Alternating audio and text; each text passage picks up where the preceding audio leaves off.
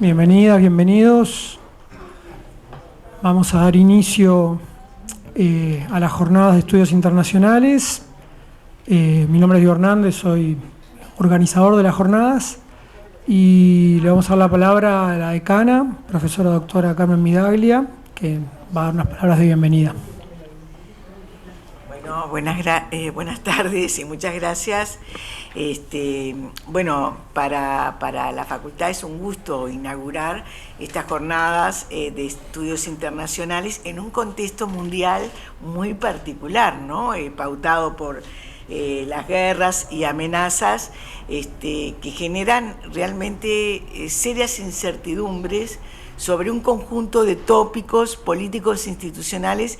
Me gustaría mencionar algunos de ellos, ¿no? ¿Cómo y de qué forma se puede restablecer el orden mundial con dosis moderadas de incertidumbres que permitan proyectar mínimamente crecimiento económico y estabilidad política en las naciones, ¿no? ¿Cómo, de qué forma se puede lograr en este contexto que está realmente con muchos vaivenes, ¿no? También otra pregunta que me hacía, sin ser especialista en la materia, es si ese posible restablecimiento del orden mundial con estas dosis moderadas de incertidumbre va a dar lugar a nuevas hegemonías, ¿no? Se va a restablecer o va a dar lugar a nuevas hegemonías y reordenamientos en relación a las que dominaron el siglo XX, ¿no? En este marco, otro punto que también me planteaba cuando pensaba en estas jornadas era que si ya se están identificando nuevas alianzas comerciales, económicas, que tengan suficiente fuerza para imponer la necesidad de certidumbres que están necesarios para el comercio internacional, ¿no? Y para la producción. Y por último, sin tratar de meterme en esta temática, también me planteaba en este contexto de inestabilidad internacional cuál ha sido el papel que han jugado los organismos internacionales, ¿sí? Si han tenido algún tipo de incidencia o no, ¿no? La impresión que tengo que no ha sido mucha, pero y si esto no está marcando los límites de la forma como operan o cómo están constituidos los organismos internacionales, ¿no? Si no tendría que ser un tema de agenda de investigación en un contexto donde realmente hay muchísima incertidumbre, ¿no? En un momento me planteaba, ¿no? Si es verdadera mi hipótesis que no han podido intervenir para cambiar este contexto, este tipo de organismos. Y si en este mundo convulsionado estos organismos no están mostrando sus propias debilidades, ¿no? Pero bueno, son temas como de agenda de investigación que a mí me parece que deberían formar parte más que nunca, ¿sí?, de esta agenda de estudios internacionales. Ahora digo, hay otro tipo de elementos, ¿no? Que también pueden impactar, ahora sí, a nivel institucional, a nivel nacional y a nivel de la facultad, ¿no? Si esta coyuntura crítica puede permitir reposicionar los núcleos de investigación sobre estos temas en esta facultad, ¿no? Y también pensaba, tanto el programa de estudios internacionales como otros grupos de investigación de esta facultad que estudian estos asuntos, si nos daría espacio, tal vez, para convertirnos en núcleos de referencia, porque a veces las coyunturas críticas abren esas posibilidades para tratar estas temáticas, por lo menos a nivel nacional, ¿no? ¿Cómo fue en la época del COVID, grupos sanitarios que comenzaron a hacer referencia y ampliar sus líneas de investigación.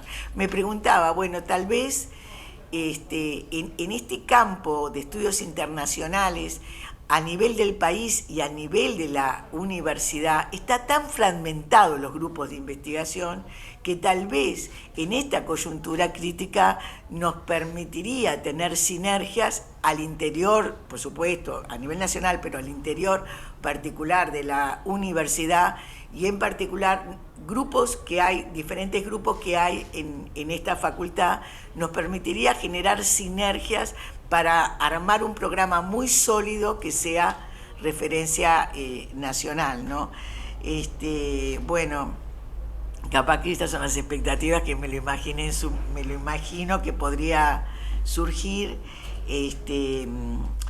Es una de las áreas que la estudios internacionales, con su fragmentación institucional y con grupos distintos a nivel de la facultad, que hoy carece de estudios de posgrado a nivel de maestría, y se han hecho intentos para tenerlos, y tal vez hoy más que nunca es importante realizar estos tipos de esfuerzos, porque necesitamos formar gente que monitoree estos tipos no solamente de acontecimientos en esta coyuntura crítica, sino también monitoree los impactos que esto genera en el mediano y largo plazo. Así que, bueno, les deseo el mejor del intercambio, y creo que esta temática hoy es un punto estratégico en las agendas, no solamente políticas nacionales, sino también en las agendas nacionales y regionales e internacionales de investigación. Tenemos que ahondar en el estudio de estos temas, y a nivel nacional tenemos que aprender a coordinar al interior de nuestra casa de estudios y con otros grupos, porque hoy más que nunca se necesita reflexión sobre este tipo de temas. Así que muchas gracias y les deseo la mejor jornada que puedan tener.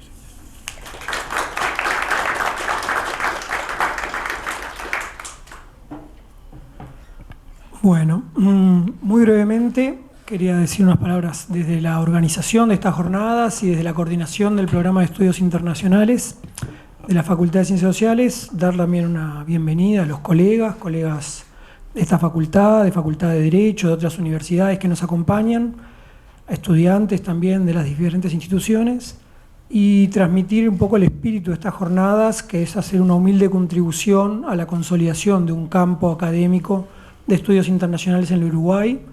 Es un campo, como señalaba recién la decana, muy fragmentado, pero bueno, creo que justamente esa fragmentación en ocasiones puede favorecer el diálogo, el intercambio, y es así como avanza la ciencia, ¿no? En el intercambio con pares.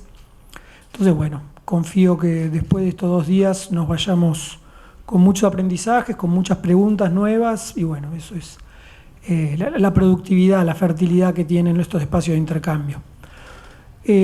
Por otra parte, decir, bueno, que desde el PEI nos tomamos la iniciativa de organizar este evento, que nos gustaría que en algún momento lo pensemos quizás todos juntos. Y bueno, en ese sentido, hablar brevemente nosotros como anfitriones, que el programa de estudios internacionales de facultad está pasando por un proceso de renovación. Tenemos nuevos docentes que están llegando, docentes que se están doctorando, que están avanzando, que están incorporándose al Sistema Nacional de Investigadores, docentes que están avanzando en el Sistema Nacional de Investigadores de la ANI. Bueno, también nobleza obliga a reconocer a Decanato que en un contexto de fuerte dificultades presupuestales por segundo año consecutivo, el PEI está logrando incrementar el presupuesto, aunque sea moderadamente, lo suficiente para avanzar en las carreras docentes, los docentes que están más atrasados. Y bueno, y en ese espíritu, entonces, un programa que se está renovando. Esperamos poder cumplir en estas jornadas este rol de recibir a colegas de distintas universidades del país, y también un poco nos gustaría cumplir un rol de, digamos, arropar a un montón de jóvenes que están avanzando estos últimos años en posgrados, doctorándose, con mucha avidez de conocimiento, van a conocerlos a muchos de ellos en la moderación de las distintas mesas que tenemos. Tenemos a Mica, tenemos a Maru, tenemos, en fin, muchos colegas jóvenes de una nueva camada que nos gustaría también cumplir un rol ahí de acompañarlos en su formación, de recibirlos en los estudios internacionales en Uruguay y que sean también parte de este intercambio entre colegas que tenemos en las jornadas. Así que muchas gracias, bienvenidos, bienvenidas. Hola, buenas tardes, ¿se escucha bien? Bueno, buenas tardes a todos y todas, gracias por vuestra presencia, agradecemos también al Programa de Estudios Internacionales por organizar este ciclo de charlas, estas jornadas que estamos inaugurando con esta primera mesa, que les recordamos que es hoy hasta las 20:30 más o menos que van a haber charlas, y mañana también entre las 15:30 y 20:30 van a haber distintas mesas sobre distintos temas que pueden consultar en el programa.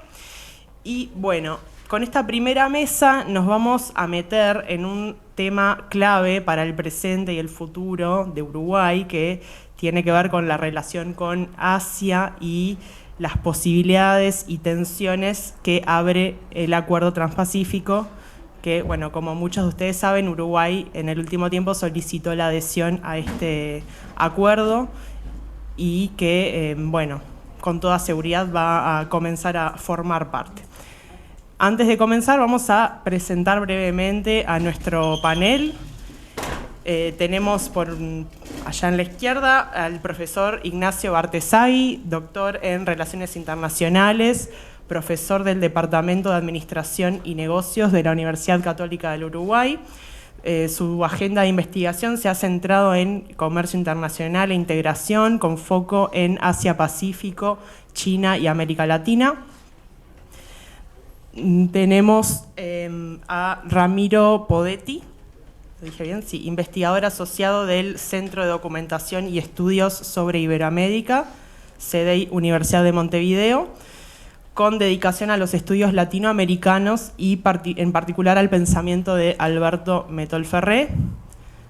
Seguimos con la profesora Daniela Guerra, profesora agregada en Facultad de Derecho, coordinadora del Grupo de Economía Política, magíster en Ciencias Ambientales por la Universidad de Barcelona y trabaja en temas de economía política internacional y además coordina el programa académico de estudios de Asia y Medio Oriente. Por último, no menos importante, tenemos al profesor Diego Telias, doctor en Ciencia Política por la Pontificia Universidad Católica de Chile, docente del Departamento de Estudios Internacionales de la Universidad Ort de Uruguay. Recientemente fue investigador visitante en la Fudan University en Shanghai, en China. Sus áreas de investigación incluyen el análisis de política exterior, las relaciones entre Asia Oriental y América Latina y las relaciones de China con estados pequeños. Brevemente explico las reglas del juego, cómo vamos a proceder. Cada expositor, perfecto, va a tener 15 minutos para realizar su ponencia. Yo les voy a ir avisando el tiempo restante con estas tarjetas de forma visible para no interrumpir. Y un mensaje para el público: quienes tengan preguntas para los ponentes, van a estar los compañeros del PEI con tarjetitas, papeles en blanco. La idea es que ustedes las anoten a medida que vayan surgiendo sus preguntas y después, por un tema de economizar el tiempo, vamos a seleccionar 3 o 4, dependiendo del margen que tengamos para trasladarlas a los panelistas. Bueno, yo simplemente para romper el hielo me voy a tomar la libertad de un minutito, sin ánimos de repetir lo que ya se dijo en la apertura del evento. Todos aquí, o la mayoría aquí, sabemos que estamos en un momento de reordenamiento del sistema internacional, o desordenamiento también, ¿por qué no?, donde, bueno, hay reglas, instituciones que antiguamente funcionaban y que ya no funcionan de la misma manera, y esto abre una serie de desafíos y oportunidades. Vemos que hay agendas y narrativas que ya no son solo definidas por Occidente, sino que gana centralidad Oriente y específicamente Asia, y cuando decimos Asia no es solamente China también, que eso es otra cosa interesante para pensar. Y a su vez pensar la posición de Uruguay en este contexto no es algo solamente o puramente comercial o técnico, ¿no? Porque sabemos que siempre hay decisiones políticas, estratégicas y hasta normativas, ¿sí? Las famosas 2 escuelas o más bueno, cómo Uruguay debería desenvolverse en este nuevo contexto, y eso no es necesariamente algo malo ni un problema, sino es algo para discutir, y creo que estamos en un muy buen momento para hacerlo, y bueno, y que no hay una única respuesta, y creo que el valor de esta mesa radica en eso, en que hay una diversidad de enfoques y que está buena la instancia también para promover el diálogo entre esos enfoques. Y quizás una pregunta implícita, y con esto cierro, es, bueno, ¿qué tipo de inserción internacional quiere Uruguay? ¿Para qué?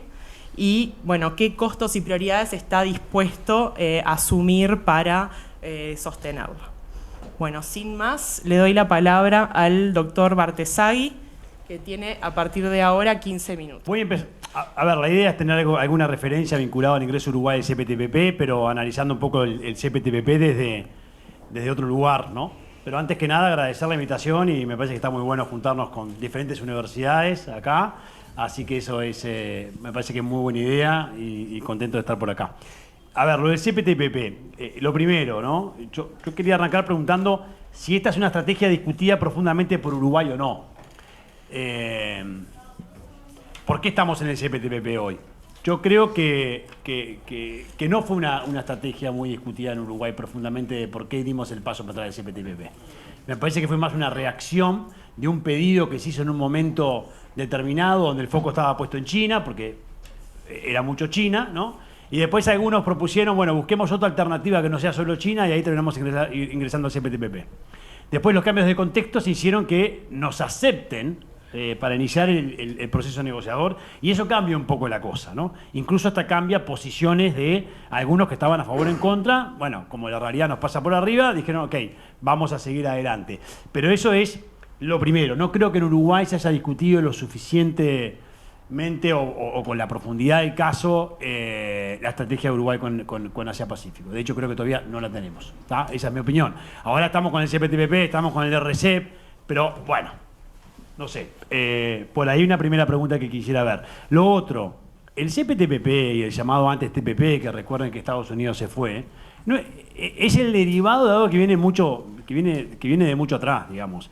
Esta concentración de acuerdos en Asia-Pacífico no es nuevo, ¿no? Entonces ahí tienen, esto arranca con el APEC, que ya tiene muchísimos años, que es del 89, después se empieza a tener diferentes acuerdos de las llamadas última generación con muchas disciplinas, que terminaron después en lo que es el CPTPP y también lo que es el RCEP, que es, bueno, el otro gran competidor megabloque que hay en la región, ¿no? Entonces, lo primero que hay que decir es que esto es un proceso.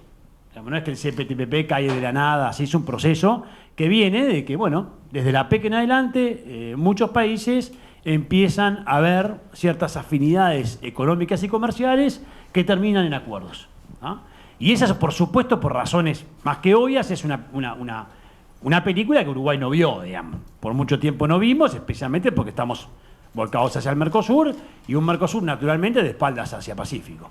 ¿Por qué de espaldas hacia Pacífico? No porque Uruguay quiera eso, sino fundamentalmente por un proteccionismo impresionantemente fuerte de Argentina y de Brasil, el cual persiste. Para mí Argentina sigue siendo proteccionista y está con Milei, así que con eso les digo todo. Entonces eso es, ¿por qué no reaccionamos acá? Llegamos un poquito tarde a esto, pero llegamos, ¿no? Y después, obviamente, tenemos una combinación de muchos acuerdos, porque si uno mira el RCEP con el CPTPP, incluso algunos que están como observadores en la Alianza del Pacífico, obviamente ahí lo que hay es una gran cantidad de red de acuerdos comerciales que son distintos, no es nada similar el CPTPP que el RCEP, son acuerdos de profundidades bien distintas desde el punto de vista de las disciplinas del comercio, pero que, porque el CPTPP es lo que hoy, de lo que hay por ahí vigente, es el acuerdo más profundo en términos de disciplinas del comercio, ¿no? Y después hay que mirarlo esto con una lógica de cadenas globales de valor, ¿no? Por supuesto que cuando uno va a esta región del mundo, lo que tiene que ver con Asia-Pacífico, lo que se da cuenta es la integración que hay allí, que tiene que ver con encadenamientos productivos, que además tiene que ver con logística. No es solo el hecho de que tenés empresas chinas en Bangkok produciendo autos eléctricos, sino que lo que tenés es una logística que está muy integrada y que, bueno, de ahí está la famosa Fábrica Asia, que es una combinación de cercanía, por supuesto, de una cantidad de ventajas que tienen en términos de ventajas comparativas de producción, pero por supuesto tecnología, infraestructura, y lograron ser esa gran fábrica, ¿no? A ver, este es el contenido de los capítulos, no me voy a tener acá porque ustedes lo conocen, pero lo que sí podemos decir que es un acuerdo súper ambicioso en términos de disciplinas. Bueno, las grandes ya saben que es más o menos el 15% del PIB, 17% de las inversiones. Ahí entró Reino Unido, el único aceptado ya que obviamente fue fuera de la región. Eso me parece que marca un antecedente interesante, fue el antecedente de lo cual nos agarramos de la esperanza de por qué podíamos entrar nosotros, ¿no? Más allá de que Reino Unido no es Uruguay en términos de tamaño de economía. Pero bueno, hay economías importantes ahí. Están las de la región, que ya tenemos vínculos con ellos, pero está Japón, por supuesto, ¿no? Está nada más y menos que Malasia, está Vietnam, ¿no? Hay mercados muy importantes. Estos son algunos datos, ¿no? Pero me quiero detener en... Bueno, y en exportaciones también hay grandes exportadores, ¿no? Pero miren acá un poco las características. Uruguay no tiene las características de estos países. Si lo miramos a nivel de arancel promedio, Uruguay es de los países que tiene un arancel más elevado versus a los 12 miembros, ¿no? Que eran 11 más Reino Unido 12. Y bueno, estamos en una situación de acuerdos comerciales totalmente distinta a la de esos países que están allí, que son mucho más abiertos que Uruguay. ¿Esto es malo? No, es una realidad, asociada obviamente a nuestra política exterior muy apalancada del Mercosur, ¿no? Bueno, empieza a cambiar a partir del 1 de mayo, por suerte, con la Unión Europea. Esto es Uruguay en CPTPP en términos de lo que exportamos. ¿Qué es lo raro? Que tenemos exportaciones de Uruguay a CPTPP. Aparece ahí México como primer socio. Ustedes miran, pero no estamos entrando a un bloque que el primer socio que tenemos es México y después Chile, con lo cual ya tenemos relaciones en la LADI. No, bueno, claro, lo que tenemos que mirar es el CPTPP desde el lado de las economías asiáticas. Tenemos que mirar como el acceso a Japón, el acceso a Malasia, el acceso a Vietnam. Singapur ya tenemos acuerdo con Mercosur, vigente, por lo tanto eso ya estaría fuera. Canadá estamos negociando con el Mercosur. Y si todo sale bien, se va a cerrar este año, ¿tá? Entonces, nuestra apuesta no está en los países. Obviamente que desde el punto de vista de las disciplinas, como son más profundas que los acuerdos que tenemos con estos países en el marco de la LADI, podemos mejorar a nivel de disciplina. Pero en la lógica de baja aranceles, bueno, los beneficios no están en los países de México, Chile. Obviamente los beneficios están en... Y lo de Reino Unido adquiere importancia en el momento que Reino Unido se fue a la Unión Europea, entonces ya no teníamos el beneficio. Y ahí hay algo que es importante también tener en cuenta. A ver, mira, estos son otra cosa, son grandes importadores de alimentos, los socios asiáticos del CPTPP, ¿no? Porque si vos tenés acá una importación de alimentos de Japón, que estás hablando, si considerás los capítulos del 01 al 23, estás hablando de cerca de 70.000 millones de dólares, bueno, por supuesto, y además, como sabemos, pagan muy bien la carne, entonces, y son países muy proteccionistas en términos de acceso agrícola. Entonces, obviamente que hay muchísimas oportunidades en estos mercados. Son mercados con los cuales no tenemos acceso, son mercados con los cuales no hay una proyección cercana con Japón. Pensar que con Japón vamos a tener un acuerdo comercial con el Mercosur es algo muy, muy lejano, más allá de algún intento de acercamiento de Lula. Hay una oportunidad para Uruguay en alimentos. Lo mismo pasa con Vietnam. Vietnam es un gran comprador de alimentos, ¿no? Estamos hablando de cerca de 30.000 millones de dólares de alimentos. Y eso, obviamente, Uruguay lo tiene que aprovechar. Y en los dos casos hay restricciones sanitarias y en los dos casos hay aranceles muy elevados, ¿tá? En el caso de Malasia, que Malasia es otro jugador también en importación de alimentos, tenés toda la cuestión halal, ¿no? De la cual Uruguay ha avanzado en algo y bueno, le queda avanzar todavía más en algunos productos, pero ya tenemos bueno, algunas noticias muy buenas desde el punto de vista sanitario halal, que está casi digamos en ese nivel, que es una restricción insalvable si no avanzás con lo halal, ¿no? Y bueno, Uruguay ahí ha tenido buenas noticias, tanto ahí como en Indonesia se están haciendo las cosas bien, pero claro, tenés en el caso de algunos productos en Malasia, no es el caso de la carne, tenés aranceles. Acá, a nivel de importaciones, ¿de dónde importás? De vuelta aparece México y Chile en primer lugar. Entonces tenemos que ir como descartando. Cuando hablamos de CPTPP tenemos que decir, che, un porcentaje importante del CPTPP, tus principales clientes son los cuales ya tenés preferencias activas. No es por bajarle esto importancia al CPTPP, es por decir, focalicémonos en el CPTPP asiático. Plus, de repente Reino Unido, y si se llega a demorar lo de Canadá, ¿no? Ahí tienen un poco los principales socios y lo que ha pasado. Obviamente un Japón que está muy por debajo de lo que debería en términos de potencial de comercio.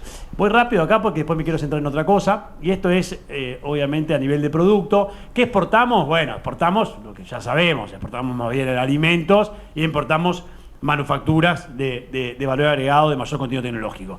Carnes, cereales, productos oleaginosos, madera, lácteos, eso es lo que estamos exportando al CPTPP, ¿no? Lo que importamos es vehículos, máquinas, artefactos eléctricos. Hay un comercio también complementario con el caso del CPTPP.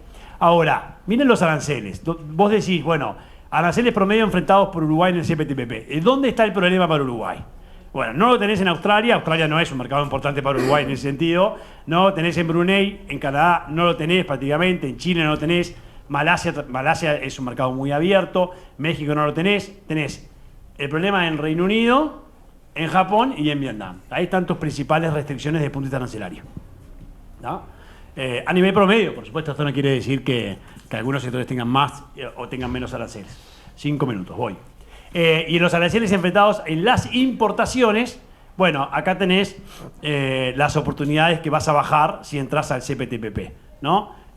Vietnam, por ejemplo, está siendo un proveedor muy importante de productos importados por Uruguay, cada vez más, porque saben que está captando mucha inversión extranjera, y el arancel es del 15% de los... O sea, los productos importados por Uruguay, desde Vietnam, el arancel es el 15%. Por lo tanto, ahí tenés algo interesante. Bueno, ¿qué pasa con el proceso? Notificaste el interés, el grupo de trabajo te aprobó y la comisión aprobó que inicie las negociaciones.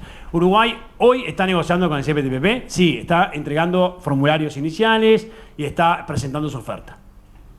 Todo con calma y con muy poca... ¿Por qué? Porque Brasil siempre está mirando. Hoy Brasil está focalizado con el acuerdo con Estados Unidos y con Argentina. Los reclamos que ha hecho en la última cumbre, en la última reunión del Grupo Mercado Común, en actas, lo que cuenta, las pueden consultar porque es pública, dice que le preocupa mucho lo que ha hecho Milei con el acuerdo con Estados Unidos. Estados Unidos dijo, los vamos a tener informados. CPTPP no dice nada. Lo que no quiere decir que no pueda decir en algún momento, ¿tá? Entonces, pero nosotros estamos negociando. ¿Qué países están? Bueno, ahí recuerden que China, Taiwán, Ecuador, Costa Rica habían pedido. Costa Rica ya avanzó.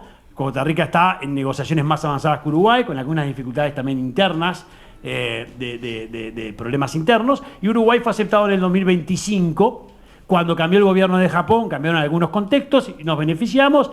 El gobierno actual uruguayo dijo, esta es una política de continuidad, mandó unas notas diciendo, nos interesa seguir como política de Estado esto, y pasó, estamos ahí, ¿no? Estos son los otros países interesados, por lo tanto, si la cosa avanza, si lográs que entre Indonesia o entre Filipinas, le pegás un susto, o sea, le pegás el susto a tu acceso hacia Pacífico, digamos, ¿no? Pues si tú entrás, cerrás 12 acuerdos al mismo tiempo, pero especialmente con los de Asia, pero a la vez entra Corea acá y llega a entrar Indonesia a este mismo bloque, el panorama para Uruguay cambia totalmente, con el acuerdo de Unión Europea-Mercosur vigente, y esto, en un plazo razonable, nada, pasás de la Liga C del acceso mundial a la Liga A. Tarde, no importa, sí, pero llegaste, ¿no? Esto sería súper importante. A ver, capítulos. Nos centramos en accesos, no es solo accesos. Hay que mirar el capítulo OTC, yo lo estudié para el LATU, estudié el MSF también, estudié el de facilitación de comercio. Hay que mirar el de propiedad intelectual. El de propiedad intelectual no quiere decir solo incorporando el PCT se acaba todo. Incorporando el acuerdo de cooperación de patentes se acaba todo. Hay que leer el acuerdo, el capítulo de propiedad intelectual con mucho cuidado. Está muy por arriba OMC Plus, muy por arriba de lo que Uruguay está acostumbrado. Lo mismo pasa con compra del Estado. Ahí hay que tener cierto cuidado. Y si mirás OTC y MSF, a nivel de comunicaciones y a nivel de la información que hay que presentar anualmente una vez que entres, Uruguay de eso está a años luz. No quiere decir que no podamos hacerlo, lo que digo es que hay que prepararse para hacerlo. y me quedan 2 minutos. Qué presión, ¿eh? Bueno, acá hay una explicación nomás de los acuerdos, pero voy a concluir. A ver, obviamente Uruguay solicitó ingresar al CPTPP. Yo en su momento, lo que me da pena, lo digo con toda naturalidad, es que no se discutió por qué queríamos ingresar al CPTPP. Me parece que fue una especie de reacción de un grupo de personas que no quería que la política de Uruguay se focalice solo en China. Esa es mi... Ahora, por suerte que al final entramos, porque hoy estamos, y si no hubiéramos estado, el primer paso es presentar esa nota como se hizo, ¿no? En su momento.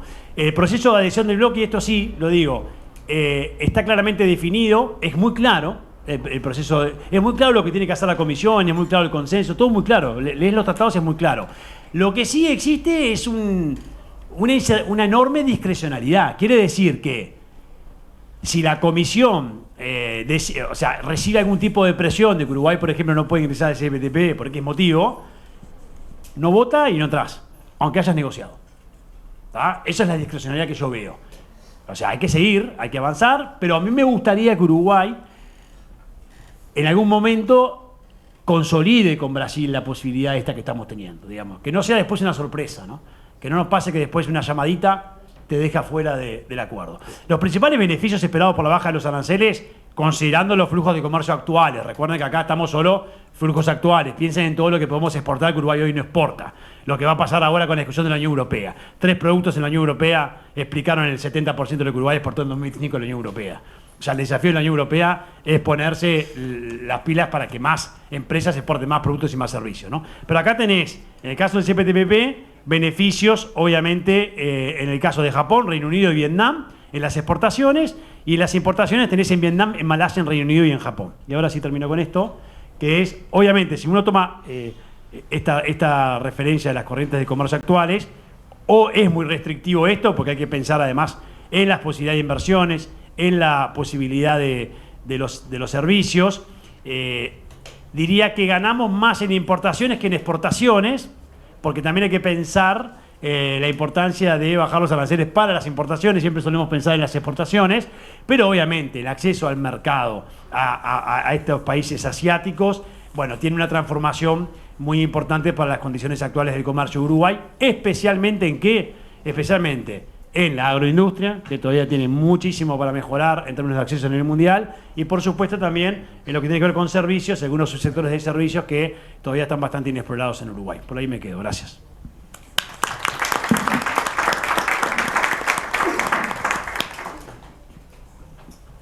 Bueno, muchas gracias, doctor Bartesay, por su ponencia muy interesante. Y seguimos el orden que está en el programa, ¿verdad? Porque no coincide con cómo se sentaron, pero no importa. Así que para respetar vamos con doctor Diego Telias de la Universidad Dort. Misma dinámica, 15 minutos a partir del inicio, y yo voy a ir mostrando los cartoncitos. Bueno, buenas tardes. Antes que nada, felicitar al Programa de Estudios Internacionales por la organización de este espacio para poder discutir estos temas tan importantes para el país.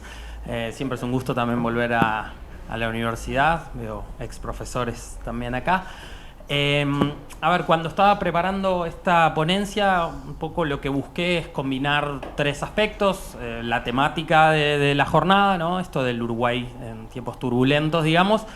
Mis líneas de investigación actual y algunas reflexiones, algunas ideas también para dejar algunas preguntas o líneas de investigación futura en las cuales estoy pensando.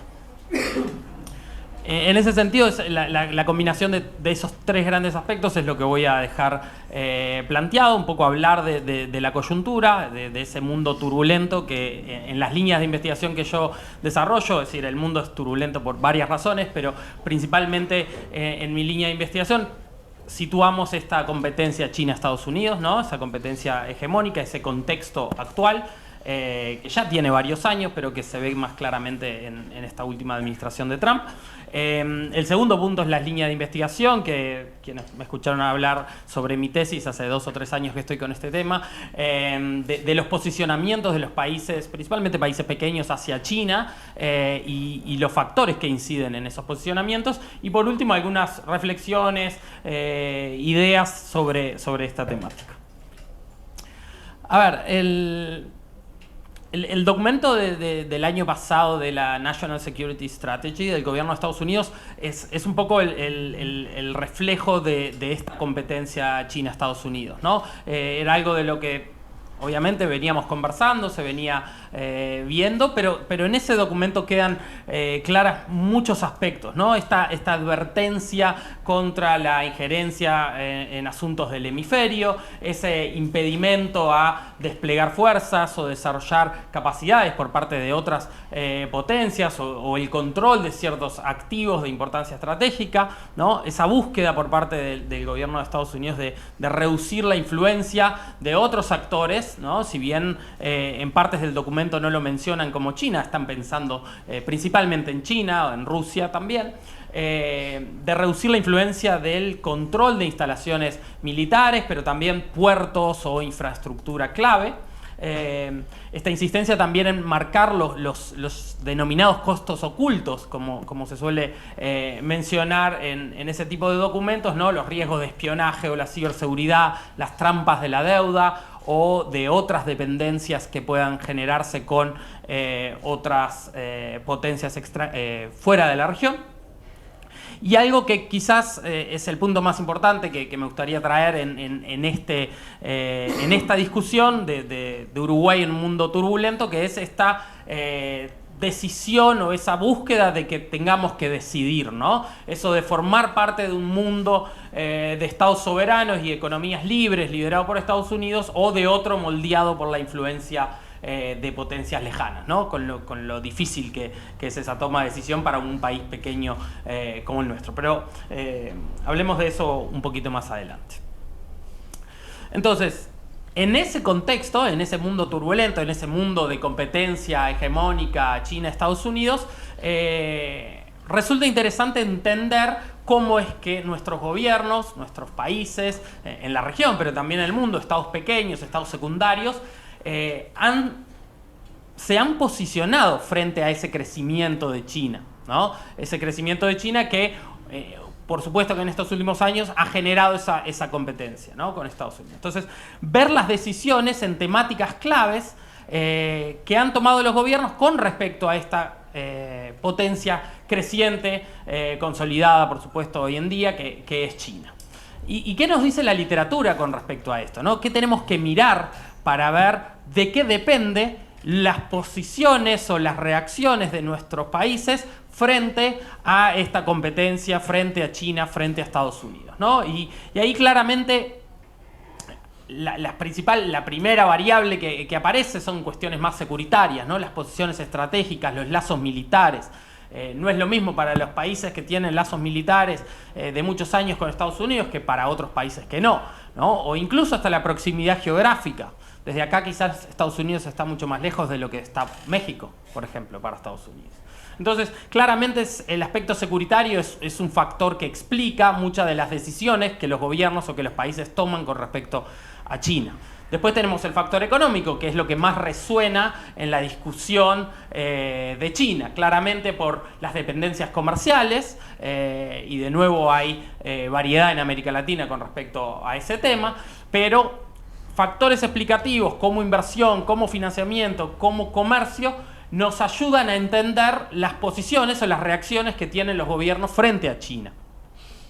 Incluso no solo lo que ya existe, sino también las oportunidades. Recién Ignacio hablaba también de eso. No es solamente lo que existe ahora, sino también las oportunidades que se puedan generar. Entonces, en el marco de mi estudio de doctorado y distintos artículos que hemos publicado con colegas en los últimos años, vemos que no es solamente el comercio que vos ya tenés con China lo que te influye en el posicionamiento que tomás hacia China, sino también las expectativas que esperan los tomadores de decisión de los vínculos que se pueden generar con China.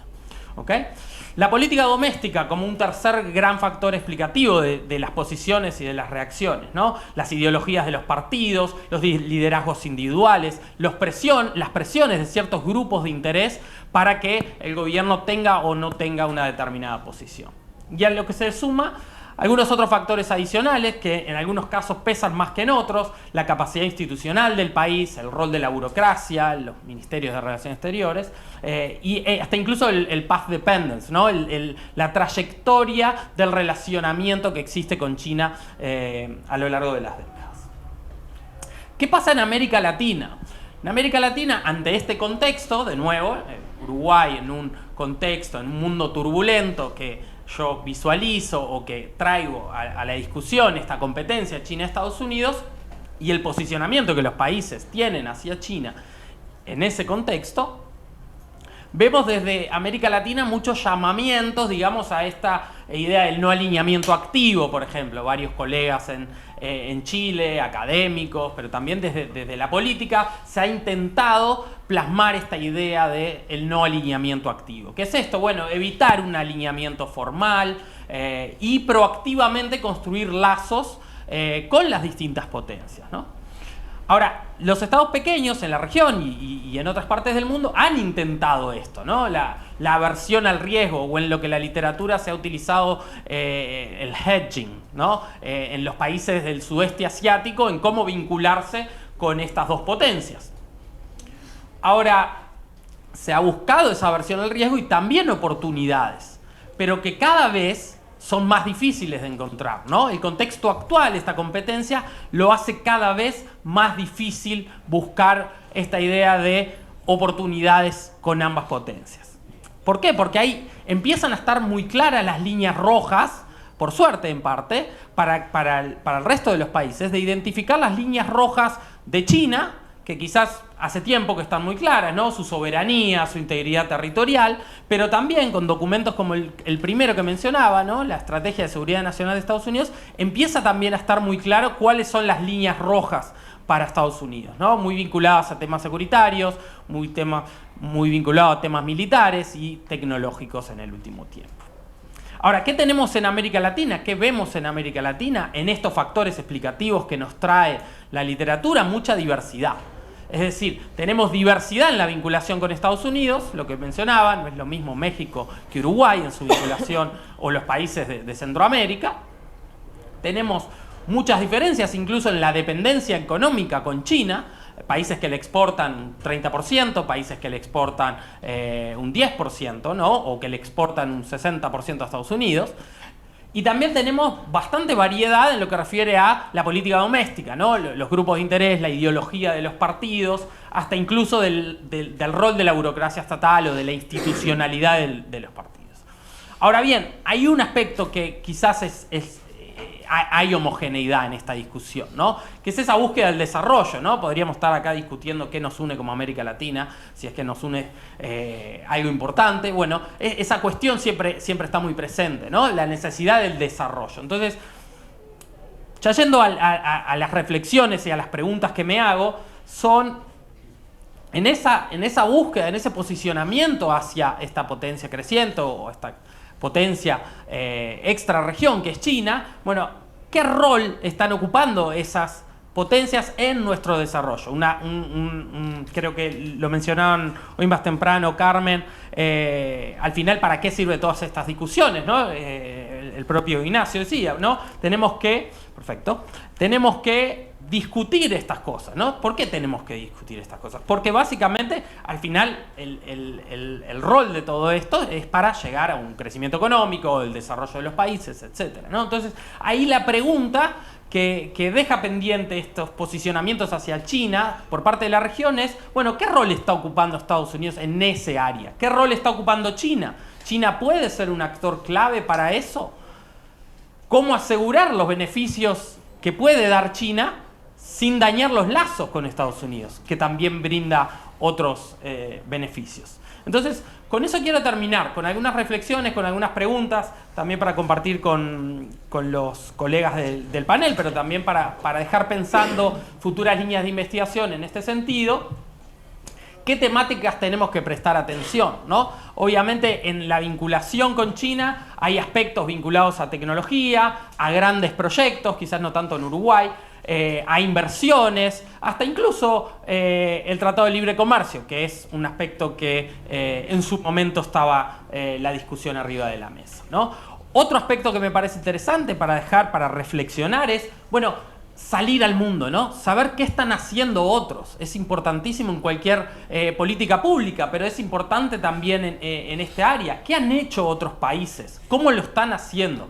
¿No? Entonces, más allá de la discusión académica de estos hedging, bridging, balancing, bandwagoning, estos conceptos que también nos encanta poner desde la academia, más allá de eso, identificar casos que sean interesantes, cómo lo están haciendo bien, cómo lo están haciendo mal, ¿no? Entender que Uruguay no es el único país que está en esa coyuntura, ¿no? En este mundo turbulento. Y salir afuera a ver y conversar también es un aspecto que me parece importante. Otra línea de investigación que también me parece relevante remarcar es qué pensamos los uruguayos sobre esta competencia. Tenemos que trabajar más desde la academia para entender, bueno, ¿qué piensa la opinión pública sobre esta competencia, sobre este relacionamiento con China, con este relacionamiento con Estados Unidos? Los partidos políticos, por supuesto, los gobiernos, los expertos, ¿no? Hasta incluso la burocracia del Ministerio de Relaciones Exteriores, ¿no? Como el cuerpo que comanda esa política pública.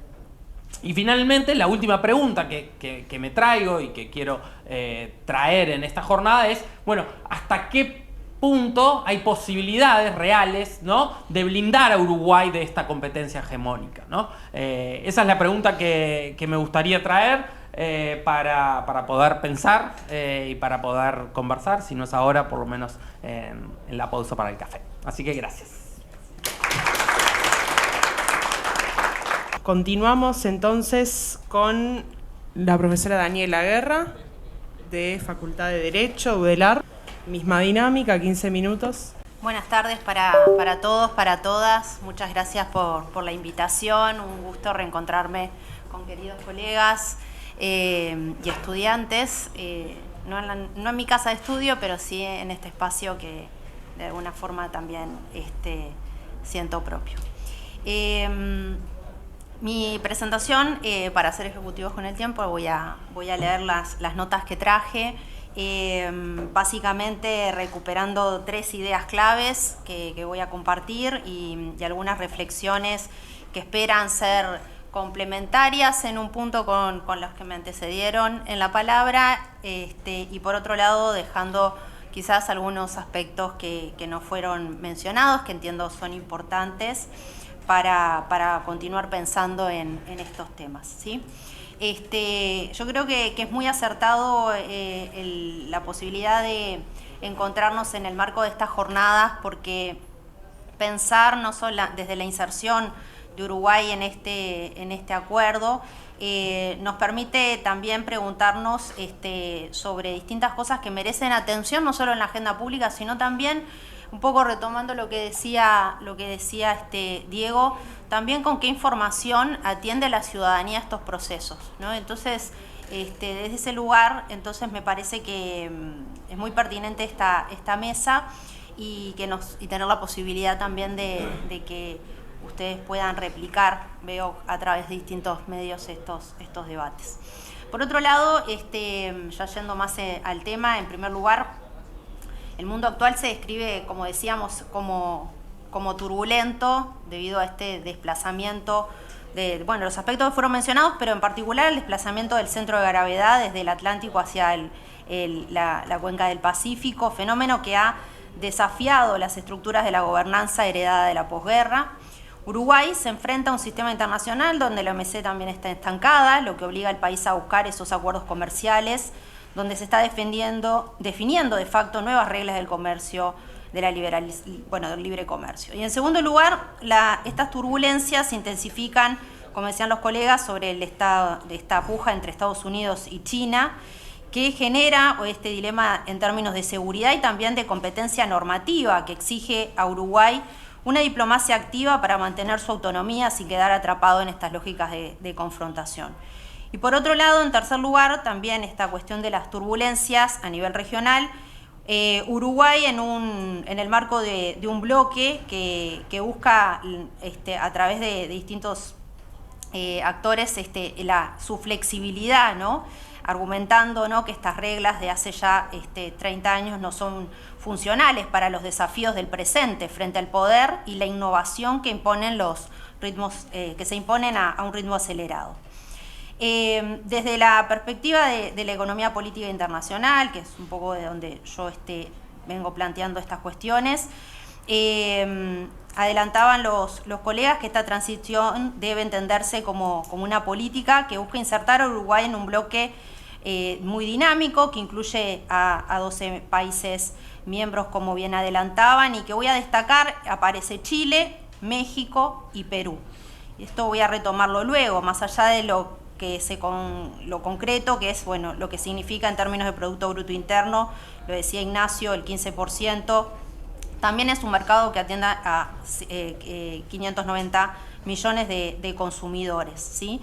Y también destacar que es un acuerdo de última generación. Esto significa que no solo baja aranceles, sino que regula servicios, propiedad intelectual, comercio electrónico, incluye estándares ambientales y también laborales. Veían en la presentación del colega los distintos capítulos. Pero eso significa para Uruguay, de forma integral, grandes desafíos.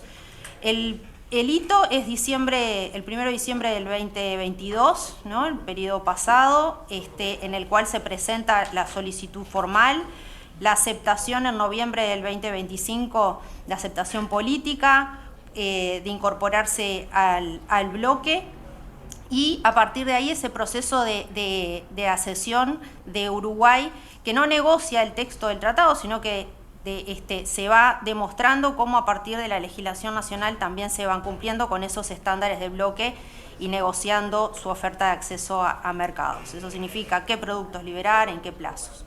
El primer aspecto que voy a destacar tiene que ver con, lo decía la decana también, históricamente los estudios de relaciones internacionales han mantenido un sesgo hacia el mundo occidental, han mirado preferentemente Europa, Estados Unidos, algo más China más recientemente. Sin embargo, la realidad geopolítica actual hace necesario profundizar en los estudios de la región hacia Asia-Pacífico, que se explica con el mayor dinamismo de estos últimos 30 años y que es clave para entender este nuevo orden comercial. La realidad geopolítica es contundente, se explica por el crecimiento, pero también por las transformaciones del comercio mundial y por una tendencia que hace que estos bloques comerciales en los que Uruguay busca insertarse, que concentran estos números que se mostraban, se relacionan también con el acercamiento a otros países, como decíamos, a China, por ejemplo, que tiene hoy concentrando el 30% de las exportaciones uruguayas. En términos de conectividad y de logística, este acuerdo funciona como un eje de gravitación geográfica que vincula de manera estratégica el Indo-Pacífico con el Atlántico del norte y con América Latina. Este tratado asegura rutas marítimas críticas en el estrecho de Malaca y los corredores transpacíficos, mediante la implementación de estándares avanzados de facilitación del comercio y de aduanas digitales. Al estandarizar estos procesos para garantizar el libre flujo de datos transfronterizos, el bloque redujo los costos de tramitación y mejoró los tiempos de aduana, aunque ha hecho que desde el punto de vista logístico, de la logística física, se enfrente a desafíos importantes de infraestructura. Por tanto, participar en estos debates sobre el nuevo orden comercial mundial, comprender las cadenas globales de valor o la forma en que se puede integrar a estas fábricas mundiales de producción, requieren adaptarse a estándares de alta exigencia, tanto de propiedad intelectual, de comercio electrónico, de coherencia regulatoria, que superan las normas de la OMC, como se decía, pero que para Uruguay es un camino que debe transitar con atención. El segundo punto es la complementariedad económica y el potencial exportador de Uruguay, que he señalado como fundamental para atender cómo el país pueda superar desventajas arancelarias actuales y potenciar sus sectores productivos. Según las declaraciones públicas de distintos actores, el ingreso a este acuerdo permitiría a la producción uruguaya acceder a igualdad de condiciones de mercados, donde hoy es desplazada por costos arancelarios. El caso de Uruguay, la venta de carne a Japón es un ejemplo, o el de Canadá. Estudios desde el Instituto Nacional de Carnes hablan de estas ventajas y de lo que podría significar en términos cuantitativos el aumento de las exportaciones de carne a esas regiones. Pero también es necesario considerar lo que significaría la liberalización arancelaria para otros sectores exportadores uruguayos. Estoy pensando en lácteos, madera, cuero, lana, arroz, y que también son sectores productivos que enfrentan desventajas competitivas en los mercados de Asia-Pacífico porque son competidores directos de Australia y de Nueva Zelanda, o sea, que son integrantes del bloque, ya no pagan esos aranceles. Por otra parte, estos acuerdos de altos estándares, y se mencionaba el capítulo de propiedad intelectual, no nos da para profundizar, pero tiene también en el tema de las empresas públicas y del comercio electrónico aspectos importantes para considerar y atender a la hora de evaluar la normativa de Uruguay y la adaptación a estos estándares, ¿no? Principalmente menciono el tema de las empresas públicas, y porque son áreas críticas en las cuales, combinado con propiedad intelectual, le van a significar atender que algunas de las cuestiones vinculadas a estas empresas se les exigirá una neutralidad competitiva frente al sector privado, y eso además, por ende, no realizar tratos discriminatorios en compra-venta de bienes y de servicios, o por ejemplo no otorgar subsidios o transferencias de fondos que causen efectos desfavorables en los competidores del bloque. Bueno, estamos pensando en empresas como ANCAP, estamos pensando en empresas como Antel, entre otros. Y el tercer punto, ya voy hacia eso, vinculado a multilateralismo y también a las nuevas alianzas. Bueno, yo pensaba no solamente en las discusiones vinculadas al Mercosur, que ya las habían comentado, no voy a reiterar, pero sí pensar en estudiar las experiencias de Chile, de México y de Perú, y qué lecciones valiosas podemos compartir de la vinculación con estos acuerdos, ¿no?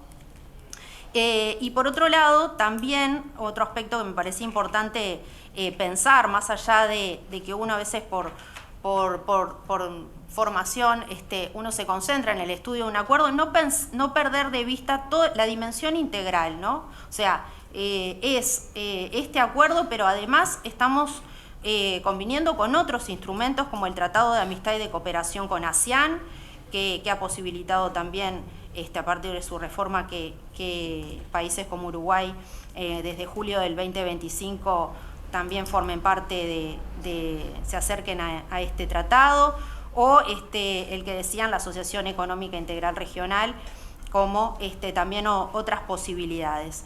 Pienso que es importante profundizar en el estudio de cada acuerdo, pero no perder de vista la dimensión integral de qué se está negociando y cómo en la región en su conjunto, ¿no?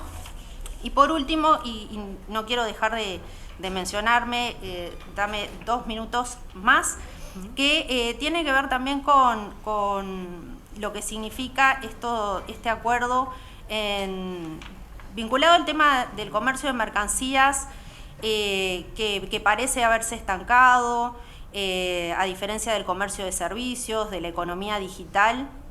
Estos acuerdos de nueva generación incluyen capítulos que son importantes en términos de flujos de datos y de comercio electrónico, donde Asia ha tomado liderazgo normativo. Y el otro aspecto que no quiero dejar de mencionar tiene que ver con los aspectos socioambientales, ¿no?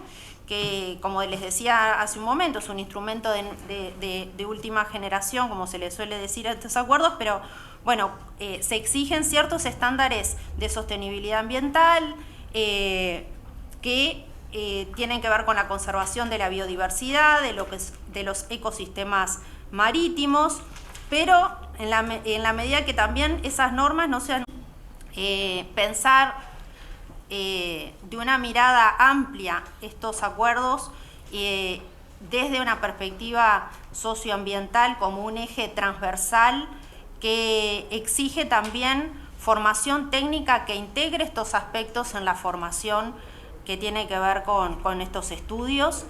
Exige también espacios de discusión y de diálogo de diferentes actores y trabajar de una forma planificada, transversal, que permita una evaluación no solamente de indicadores económicos, sino también socioambientales para considerar su implementación.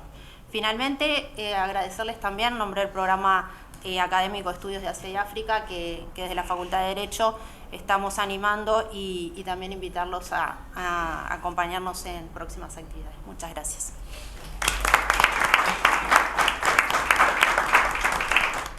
Bueno, muchas gracias, profesora Daniela Guerra. Antes de darle la palabra al siguiente expositor, aquellos quienes tengan preguntas para realizarle al panel, mi compañera Maru va a pasar a retirar los papelitos para acercarlos después al finalizar. Bueno, por último, no menos importante, le damos la palabra a Ramiro Podetti del CDI Universidad de Montevideo. Muchas gracias al programa por la invitación. Voy a proponer una reflexión acerca del impacto de la guerra de Irán sobre la situación geopolítica global, apoyada en la información sobre los primeros 60 días de guerra que se cumplen hoy. Numerosos analistas militares, de inteligencia, periodistas y académicos sostienen y reiteran con abundancia informativa y argumental que el gobierno de Estados Unidos ha cometido un error estratégico. Las únicas diferencias que hay se refieren a la escala de ese error. Una enumeración provisoria y bastante limitada de componentes de lo que está pasando nos indica: primero, la operación se lanzó con la hipótesis de que el asesinato de los principales líderes iraníes desencadenaría una rebelión popular y caería al gobierno. Sin embargo, cumplido tal asesinato colectivo y con un bombardeo intenso de varias semanas, Estados Unidos no ha alcanzado ninguno de sus objetivos. Segundo, ¿podemos cambiarla? El estrecho de Hormuz, que hasta el 27 de febrero estaba abierto al tránsito internacional, ahora se encuentra bajo el control de Irán, que ha empezado a cobrar peaje para financiar la reconstrucción de los bienes y recursos eliminados o afectados por el bombardeo. 3. Su cierre ya está ocasionando racionamientos de combustible y numerosas otras restricciones a la actividad económica mundial y está afectando a las cadenas de suministro globales, con consecuencias que durarán mucho tiempo, aun cuando el conflicto cesara hoy mismo. Cuarto, si el actual statu quo se mantiene, ya sea por una prolongación indefinida del alto el fuego o por un acuerdo firme, los estados del Golfo, los más firmes aliados de Estados Unidos en Medio Oriente, que han quedado en una situación de extrema vulnerabilidad, deberán explorar nuevos modos de sostener su seguridad en el futuro. Ha vuelto a circular en estos días una frase que se atribuye a Kissinger: solo hay una cosa más peligrosa que ser enemigo de Estados Unidos: ser aliado de Estados Unidos.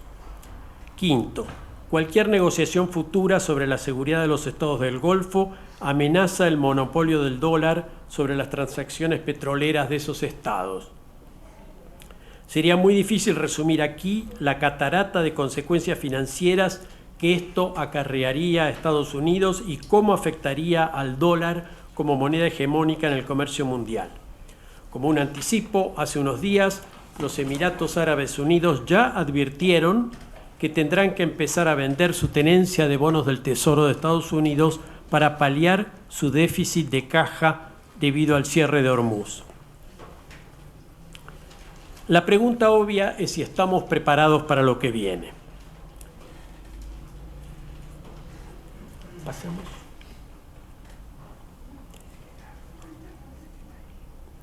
creo lo que ya diversos estudiosos y analistas en Europa, Asia y América consideran.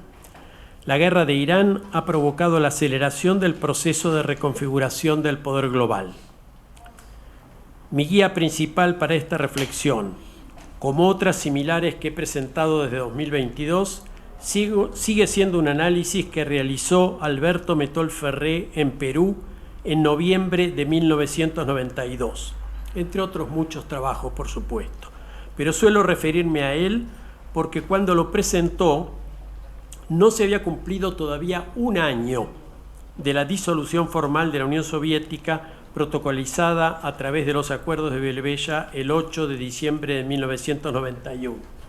Pasamos. Allí Metol sostuvo algo aparentemente obvio y sencillo, pero para mí extremadamente significativo, que lo que estaba aconteciendo no era solamente la disolución de la URSS, sino la caída del sistema mundial en su conjunto. Es decir, carecía de sentido creer que desaparecido un polo de la diarquía, sobrevendría un dominio mundial del subsistente.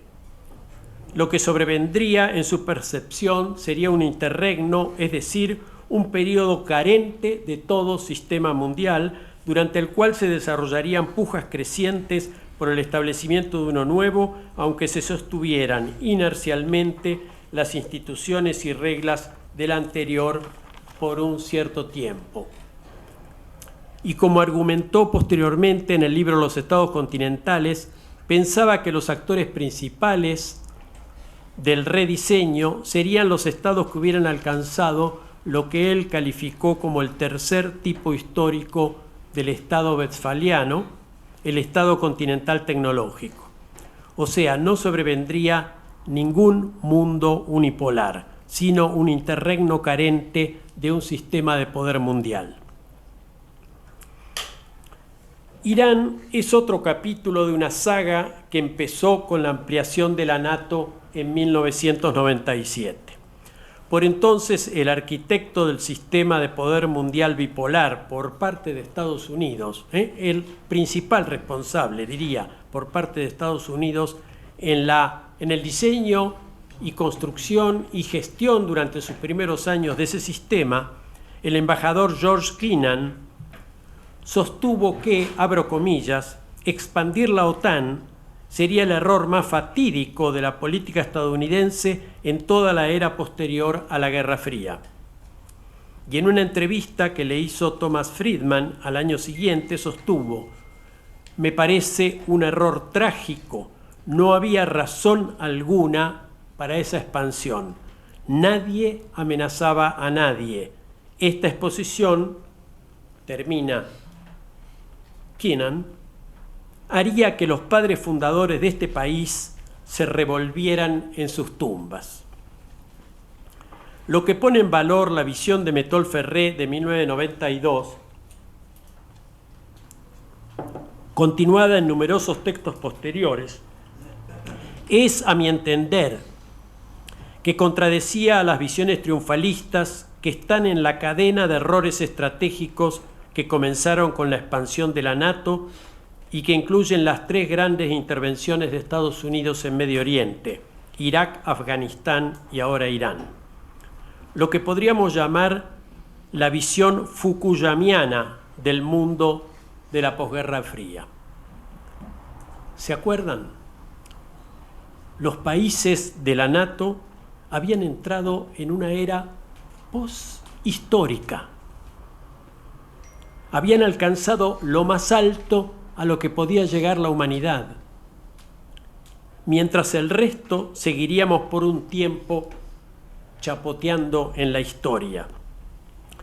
Se hablaba de que el siglo XXI sería el siglo de la Pax Americana, o sea, hubo una literatura que alimentó una exponencial reafirmación del excepcionalismo y el providencialismo estadounidense, promotores de lo que muy eufemísticamente Zbigniew Brzezinski llamó en 2012, abro comillas, el deficiente desempeño doméstico e internacional de los Estados Unidos desde su aparición en 1990 como la única superpotencia, cierro la camilla,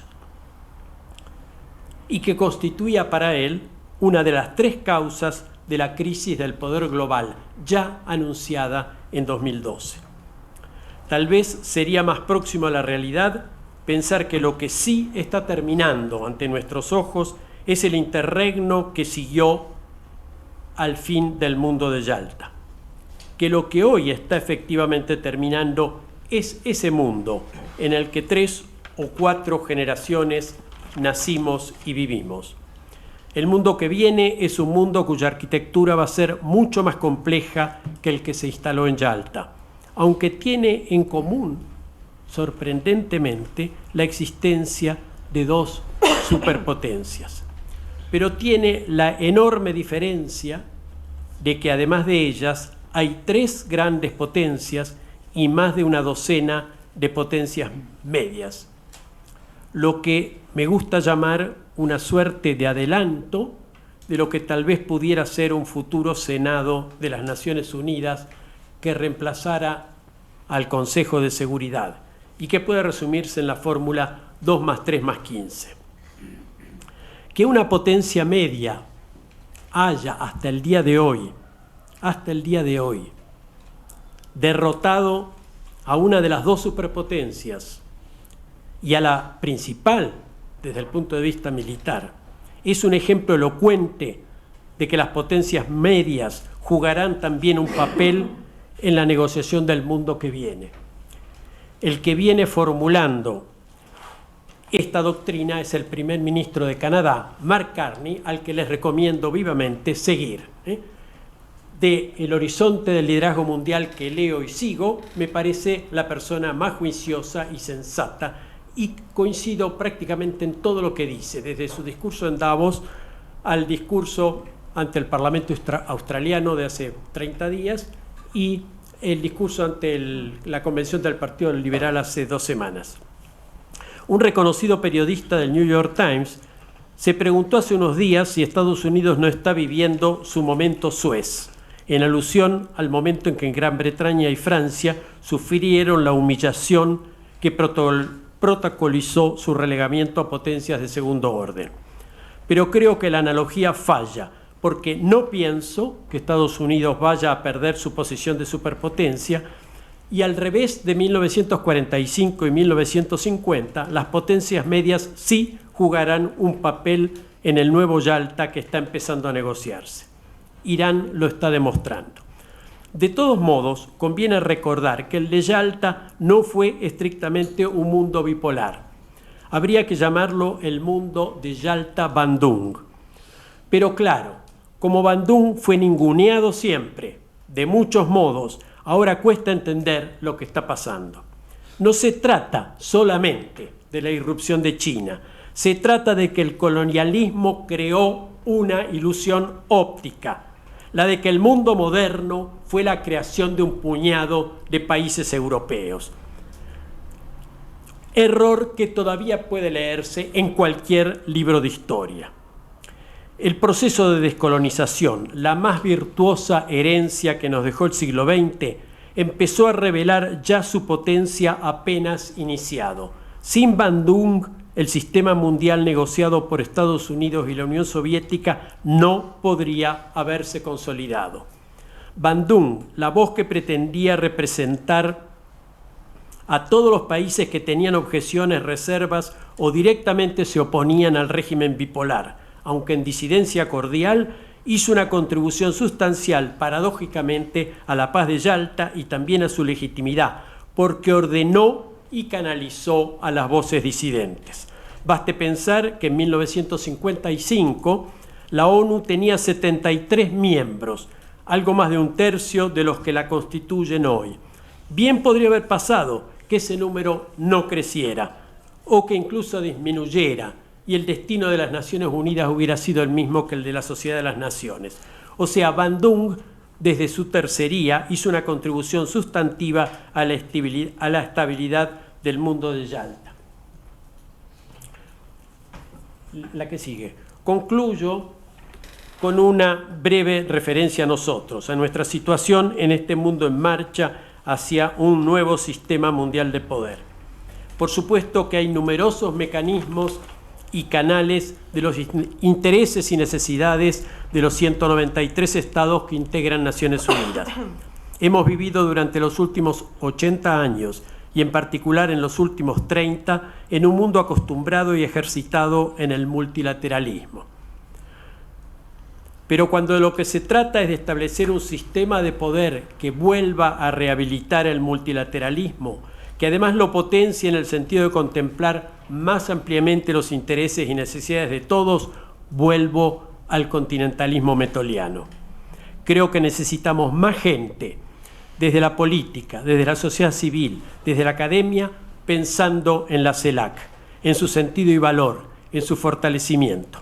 Necesitamos que deje de ser una sigla más y no necesitamos crear nuevos cargos burocráticos ni gastar más plata, sino reasignar recursos. Pero necesitamos valorar el significado de tener un ámbito desde el que pueda surgir una voz común de la región. Termino con unas palabras de Mettol, provocativas como muchas veces que la hacía, pero que conviene meditar. Quien no forme parte, dice Mettol, decía Mettol en 2006, quien no forme parte de un Estado continental terminará constreñido a expresarse como lamento, furia o silencio. Muchas gracias por la escucha.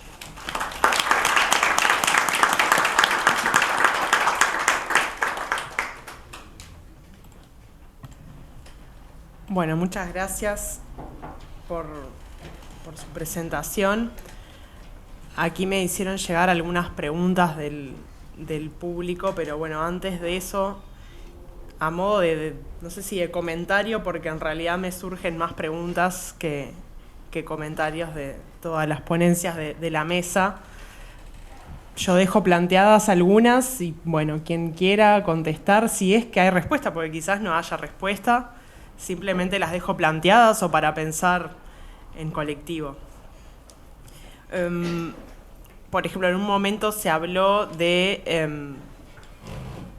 en una de las primeras ponencias, creo que era la del doctor Bartesagui, de la cuestión de Brasil y de, bueno, cómo Brasil está muy atento muchas veces a lo que hacen los socios del Mercosur y a que se respeten las normas del Mercosur, y sabemos que estamos en un momento ya desde hace unos años que se está dando la discusión de flexibilizar o de reformar por lo menos el bloque regional.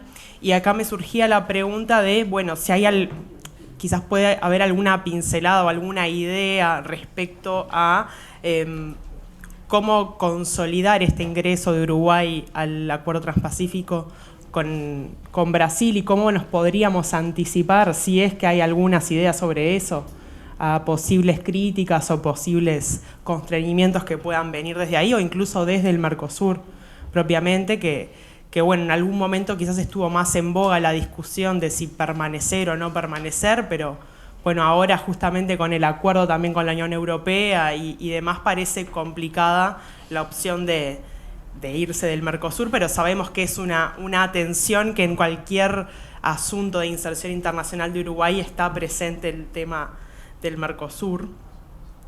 Después me había surgido la interrogante, dado que por ahora en el Acuerdo Transpacífico no está ni China ni Estados Unidos, si en esto de buscar maneras de blindarse frente a esta disputa entre Estados Unidos y China, si ingresar a este acuerdo podría ser parte de esa estrategia o no. Fue una cuestión que me surgió mientras los escuchaba. O bueno, si hay algunas otras ideas, maneras, estrategias de justamente pensarnos en esta competencia que va para largo, ¿no? Y de cómo podemos, no sé si mantener equidistancia, pero por lo menos mantenerlos lo más blindados posibles a esta competencia. Me llamó algo que se repitió en varias ponencias, de mirar con lupa los capítulos sobre empresas públicas, propiedad intelectual. Bueno, y acá también me surgen preguntas que de nuevo no sé si tienen respuesta o por lo menos son cuestiones a pensar de acá en adelante.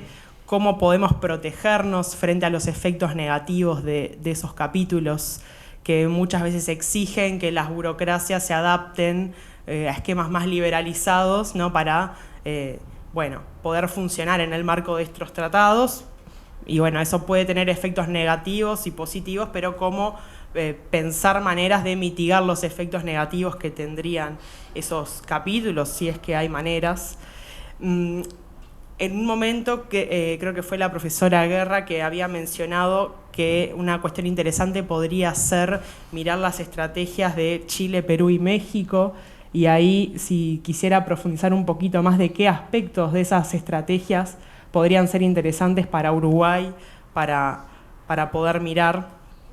Y sin dudas después la cuestión ambiental, que es algo de que muchas veces no se habla, y de cómo en definitiva Uruguay exporta agua en distintos formatos, ¿no? Y creo que también es una cuestión que debería estar más presente en el debate sobre inserción internacional, sobre todo con mirada larga, y en esto de pensar qué tipo de inserción y para qué, ¿no? Qué tipo de modelo de desarrollo, etcétera.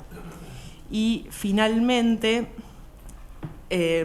respecto a la última intervención del profesor Podetti, que habló de Metol Ferré y de su pensamiento, que bueno, creo que es un intelectual que tiene mucha vigencia para pensar al Uruguay y su inserción internacional, y también de vuelta pensando en la disputa de Estados Unidos y China. Ahí el profesor habló de esta idea del continentalismo metoliano, pero si se anima a esbozar algunas pinceladas, algunas claves del pensamiento metoliano que nos puedan servir para pensar justamente qué lugar debería tomar Uruguay en esta disputa, que de nuevo va para largo, y que nos permita, bueno, no reducir demasiado nuestros márgenes de maniobra, o no tener que necesariamente alinearnos con uno y con otro, o buscar un balance dentro de lo que se pueda.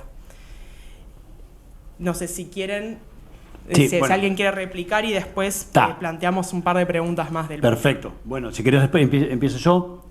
A ver, con respecto a lo del Mercosur, no veo ese escenario. Definitivamente no veo ese escenario en el sentido de que Uruguay o Brasil o Argentina o Paraguay, y además tengan en cuenta que también tenemos obviamente a Bolivia, que está en proceso, y bueno, qué pasa con Venezuela una vez mejoren las cosas, si reingresa o no. Digo una vez que mejoren las cosas, porque necesariamente de reingresar tendrán que mejorar las cosas, que todavía estamos lejos de eso.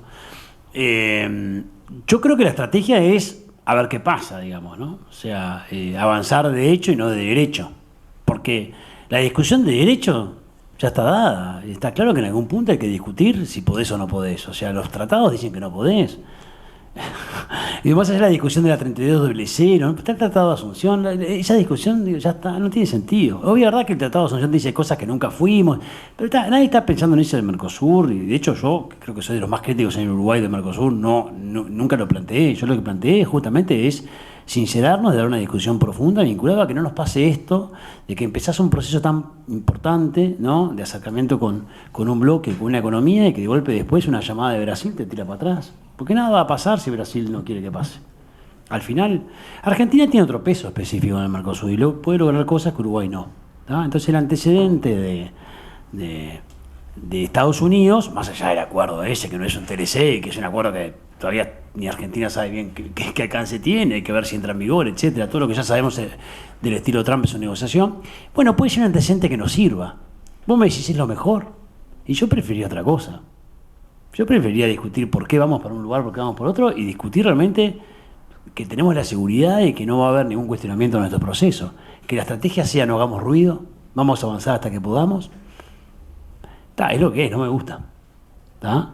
Entonces en algún punto deberíamos discutir, pero no hay incentivos de discutir esto. Y no lo va a ver si hay cambios políticos también en Brasil, porque Bolsonaro nunca quiso discutir nada tampoco. Entonces, ¿por qué Eduardo va a querer discutir? Nadie quiere discutir nada vinculado con abrir la famosa caja de Pandora, diría Félix Peña, ¿no? Que siempre me decía, Ignacio, no, quedémonos así, porque es peor, puede ser peor discutir que no discutir. Entonces, como tantas cosas en Uruguay y en la región, no discutimos.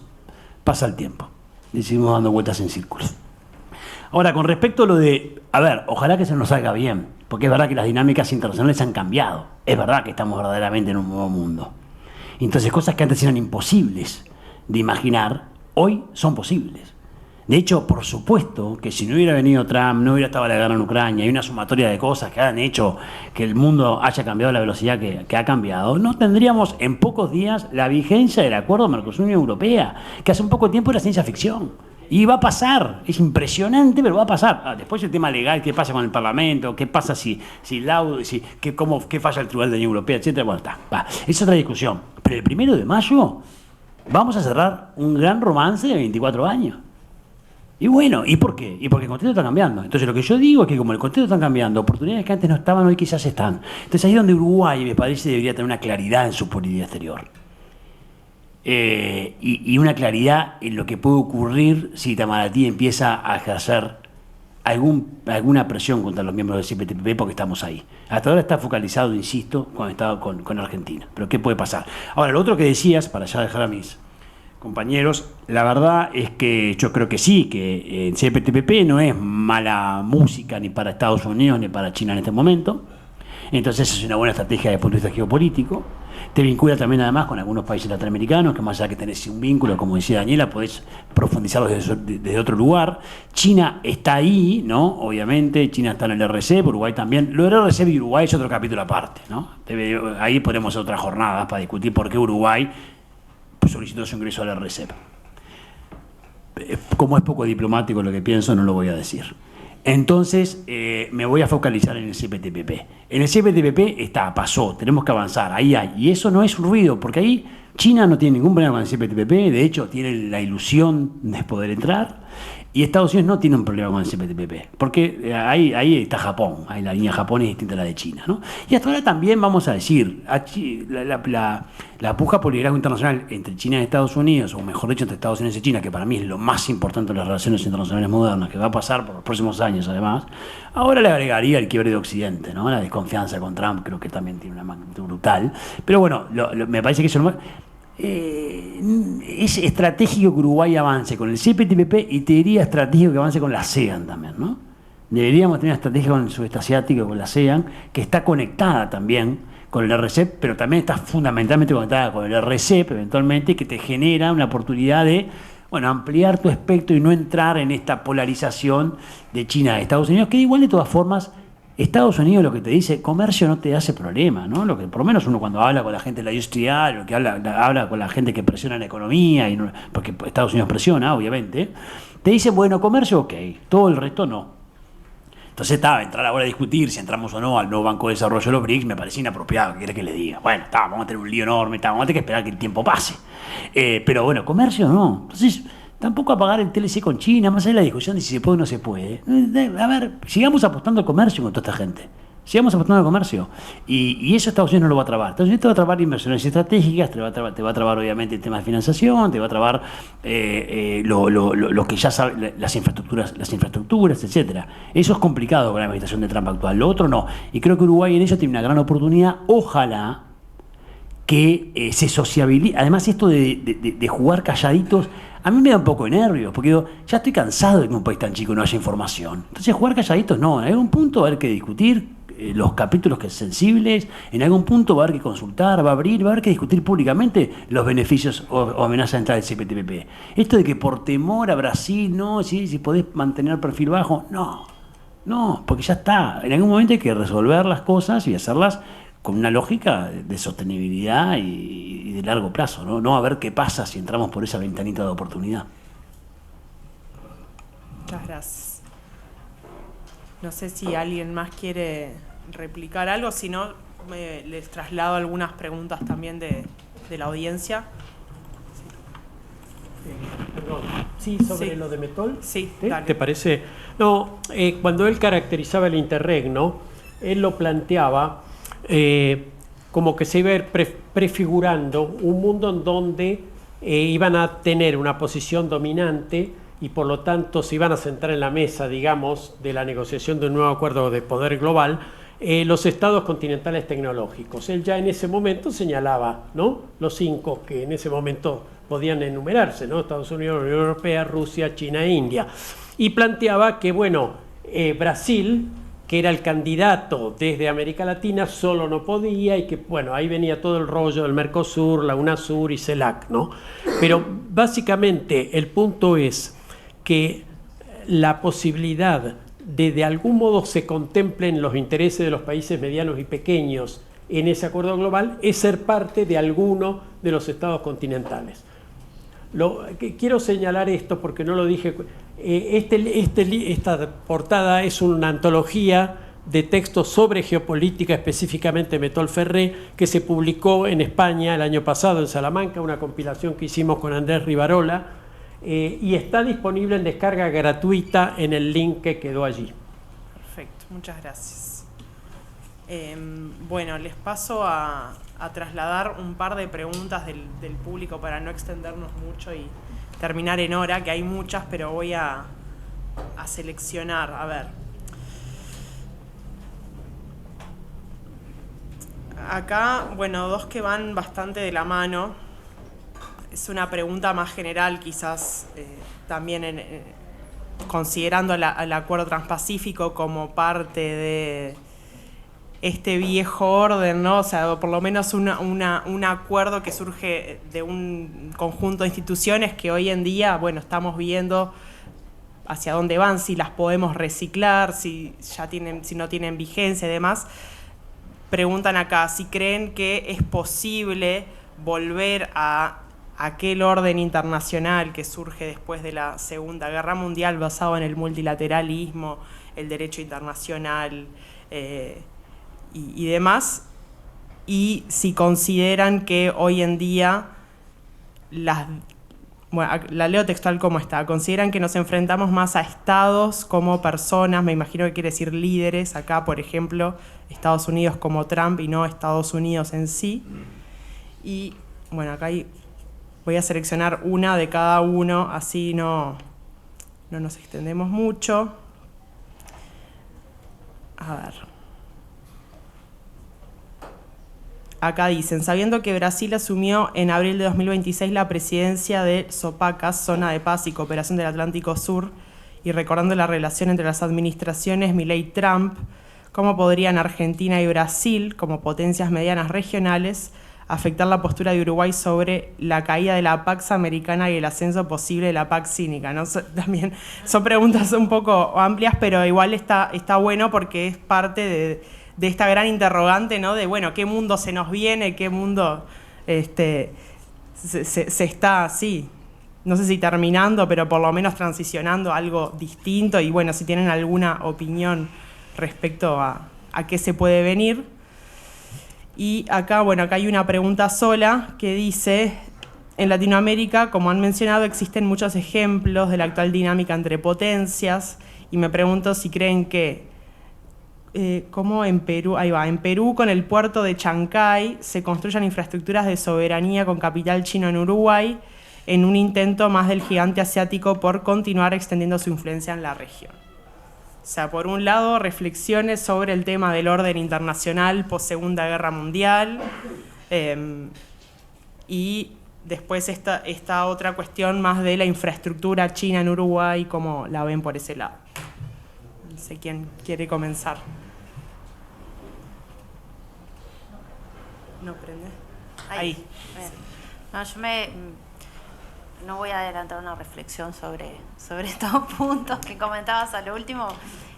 Bueno, no nos da la tarde, pero sí quería traer de nuevo esta cuestión de cómo estamos estudiando y trabajando sobre estos temas, y la importancia de atender transversalmente las cuestiones socioambientales vinculadas a ellos, ¿no? Los países que forman parte de todos estos acuerdos son firmantes de los acuerdos multilaterales ambientales, y hay problemas que tienen menos visibilidad, que tienen que ver con la protección de la biodiversidad o de los ecosistemas marinos, entre ellos la pesca ilegal, entre ellos los subsidios a la pesca, entre ellos la conservación de humedales, de bosques, de áreas silvestres protegidas. Y creo que no lo podemos disociar de pensar en estas discusiones, en cómo proyectamos vivir en los próximos años. O sea, todos estos acuerdos, además de todos los aspectos que hemos mencionado, también vienen acompañados de no solo una transición energética, sino digital, que vienen a pasos agigantados, ¿no?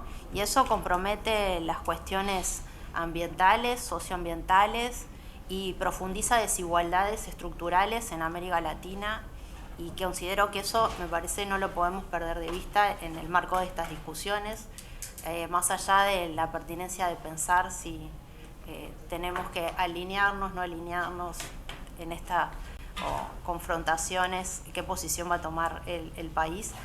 No podemos desconocer la realidad latinoamericana, y cómo Uruguay también está afectado hoy como país en ese sentido. Dale, yo me quedó alguna pregunta pendiente también tuya, Micaela, de la ronda pasada, entonces solo 3 comentarios. Creo que en parte Ignacio ya también lo comentó, ¿no? Es decir, yo sí creo que es la explicación de por qué Uruguay apunta al CPTPP es para poner huevos en distintas canastas, ¿no? Esta idea de, bueno, vamos con China, China, China, y bueno, miremos el sudeste asiático como para compensar también, y creo que no es un problema ni para China ni para Estados Unidos, entonces en ese sentido sí parece ser una estrategia. Después lo que mencionaban Argentina y Brasil, también la ponencia del profesor, que me resulta muy interesante, ¿no? La búsqueda de alianzas en América Latina, pero también pensar lo difícil que nos ha sido poder lograr esa voz única.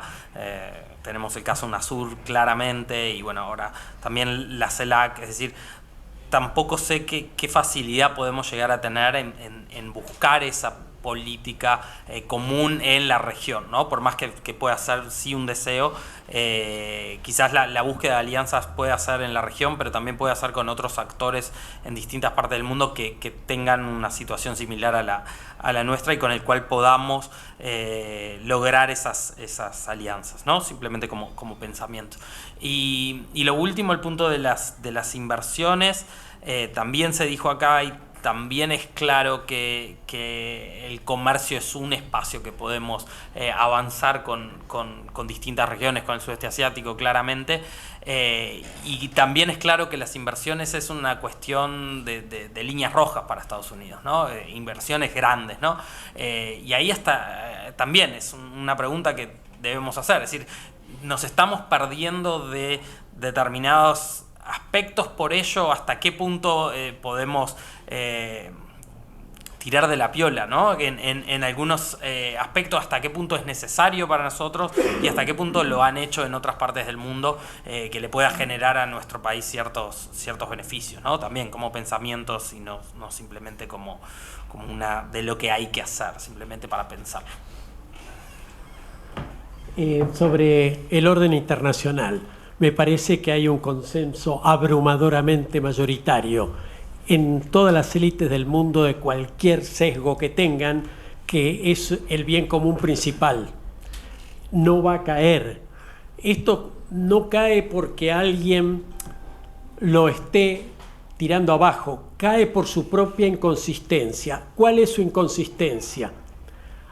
Hay grandes potencias, China, India, todo el sudeste asiático, que quieren ser parte de las reglas, de la elaboración de las reglas.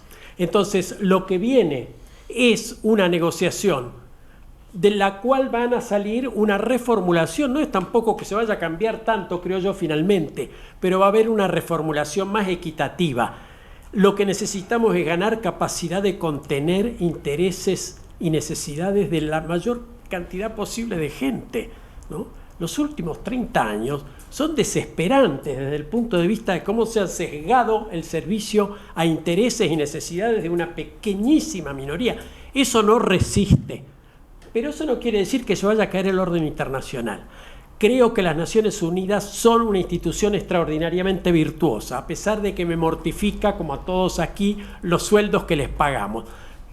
Por eso digo, la CELAC, que comparto tus dudas, por supuesto, no necesita crear burocracia ni cargos que cobren en dólares. Necesitamos reasignar los recursos que tenemos, nada más. pero creo, y que bueno, el Consejo de Seguridad no lo va a defender nadie, ni los que lo integran actualmente porque no sirve para nada. Creo que la Asamblea debe ser como la Cámara de Diputados del mundo y hay que crearle el Senado a las Naciones Unidas. Pero el orden internacional vuelve y va a volver más fuerte y mejor.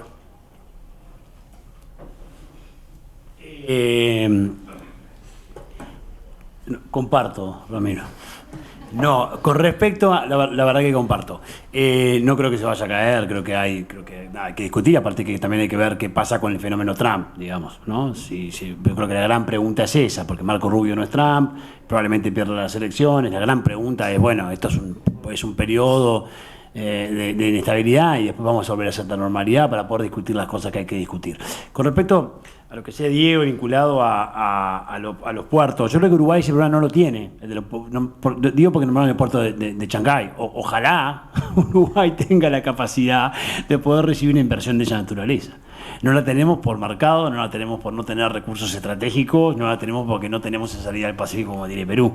Entonces Uruguay, donde este tema de que nos hemos ido tanto para China es una gran ilusión, porque nosotros no tenemos inversiones chinas en Uruguay, porque nosotros no tenemos chinos en Uruguay. O sea, hay 600 chinos en Uruguay. Porque nosotros no tenemos ningún vínculo importante con China. Lo que tenemos es una China, una política de Estado que se dice que es China, que tiene que ver con comercio. Es cierto, hemos ido acompañando la organización del Banco del Ratán, el Banco Asiático de Inversión en Infraestructura, nos metimos también en el nuevo Banco de Desarrollo, hemos acompañado a las grandes, estamos en el BRI, ¿no? Nos hemos, en la Franja de la Ruta, pero nunca nos pusimos a pensar qué queremos hacer con la Franja de la Ruta. Porque en Uruguay todavía hay una visión bastante anti-China que ha llevado, para mí no por estrategia, sino por reacción, a que fuimos al CPTPP. Ojalá, para mí eso no es una estrategia, para mí es una reacción. Ojalá el hecho de ir al sudeste asiático, el hecho de ir al CPTPP, para no estar concentrado en China, que yo quiero un interés con China y quiero concentración con China, lo he dicho siempre, pero no es el único, tiene que haber más. Ojalá ese paso se hubiera dado por estrategia, una discusión profunda en Uruguay vinculada a la política exterior, que por reacción. Pero bueno, a ver, no importa, si es por reacción y el resultado sale bien, pero yo no creo que Uruguay, por eso cuando Estados Unidos, Europa, que a todos nos pasa, que las embajadas se juntan y digo, che, China, hablemos de China. No, anda a hablar de China con Chile, con Perú, con Bolivia, con Brasil. Miles y miles de millones de dólares de inversiones. No es una cuestión China en Uruguay. Hay que sacar también eso de ese dramatismo que hemos hecho, de que estamos un poquito más en una relación con China.